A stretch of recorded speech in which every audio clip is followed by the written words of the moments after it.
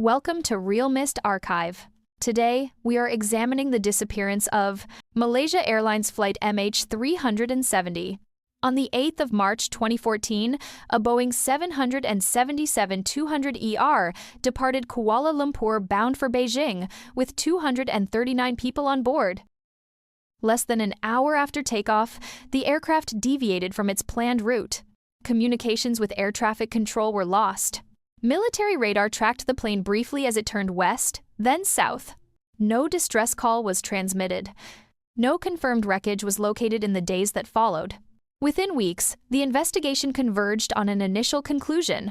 The aircraft had continued flying for several hours and likely ended its flight in the southern Indian Ocean. Over the past 10 years, this case has been the subject of one of the most extensive investigations in the history of civil aviation.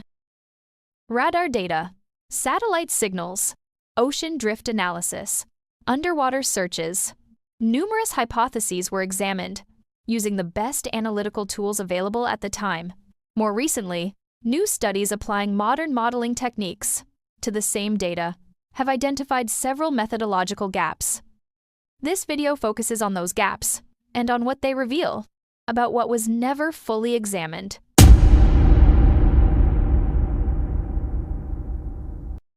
From early on, one category of data became central: satellite handshake data from the Inmarsat network. This data did not show where the aircraft was. It showed when the aircraft communicated with a satellite. From these timestamps and frequency shifts, distance arcs were calculated. These arcs did not indicate a position. They defined a range.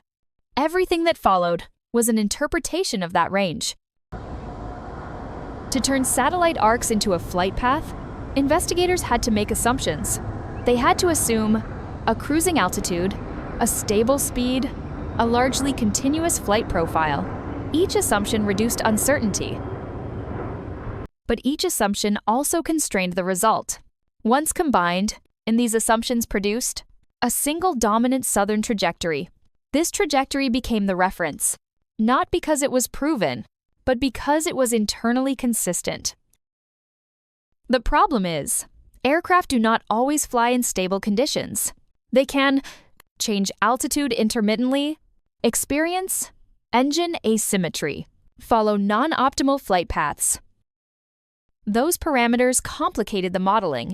They produced trajectories that were harder to prioritize, harder to search, harder to explain publicly. Gradually, they were set aside.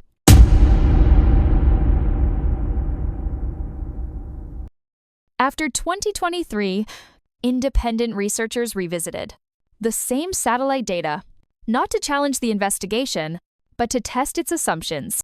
Using probabilistic modeling, Vida parameter ranges, modern computational tools. Their conclusion was consistent across studies. The satellite data does not require a single flight path. It allows multiple plausible trajectories, including some outside the final search zones. This is the core issue. The investigation did not run out of data.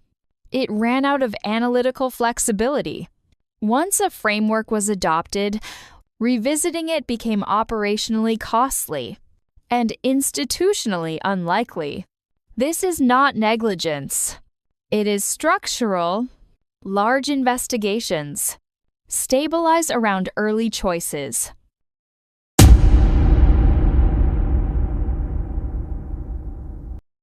MH370 remains unresolved, not because the data points to a single answer, but because different interpretations would have led the search to very different parts of the ocean.